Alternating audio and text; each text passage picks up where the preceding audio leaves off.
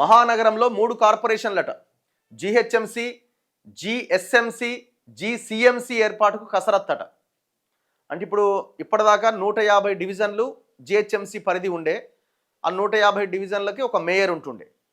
ఇప్పుడు ఈ 150కి ఇంకొక 150 యాడ్ చేసిరు. ఔటర్ రింగ్ రోడ్డు వరకు ఉన్నటువంటి మొత్తం ప్రాంతాన్నంతా జీహెచ్ఎంసీలో కలిపేసిరు. ఇప్పుడు ఏమైంది, 300 వార్డులకు పెరిగింది. సో ఇంకా ఫైనల్ది రాలే, ఎందుకంటే ఈ అభ్యంతరాల స్వీకరణ ఇదంతా నడుస్తున్నది. చాలామంది అభ్యంతరం వ్యక్తం చేస్తున్నారు. బీజేపీ వాళ్ళు అంటున్నారు ఎంఐఎం కోసమే ఇదంతా చేసిరని బీజేపీ వాళ్ళు అంటున్నారు. కొంతమంది కాంగ్రెస్ వాళ్ళు కూడా కొన్ని డివిజన్స్లో అభ్యంతరం వ్యక్తం చేశారు.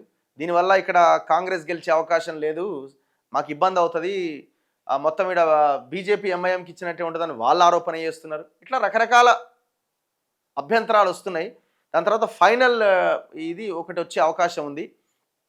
ఏదేమైనా 300 డివిజన్లకి 3 భాగాలుగా డివైడ్ చేసే అవకాశం ఉందట. సో దానికి పేర్లు కూడా వీళ్ళు సూచిస్తున్నారు. జీహెచ్ఎంసీ, జీఎస్ఎంసీ, జీసీఎంసీ అట. ఒక్కో కార్పొరేషన్లో 100 వార్డులట. 100 × 3 300. 5 వార్డులతో కూడిన 20 సర్కిళ్ళు, 5 జోన్లట. 2026 ఫిబ్రవరి 10వ తేదీతో ముగియబోతున్న గ్రేటర్ పాలక వర్గం. అంటే ఏ రోజైతే ప్రమాణ స్వీకారం చేశారో, యాక్చువల్గా డిసెంబర్లోనే వాళ్ళు గెలిచారు. 2020 అనుకుంటా కదా, 21 or 21 అనుకుంటా.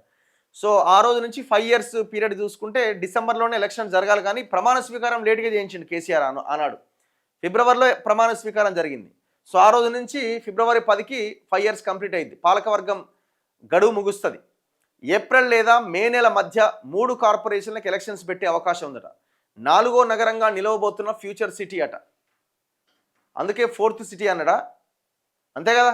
4th సిటీ అని ముందుగానే నామకరణం చేసినా ఇంకా 3 ఉన్నట్టే కదా.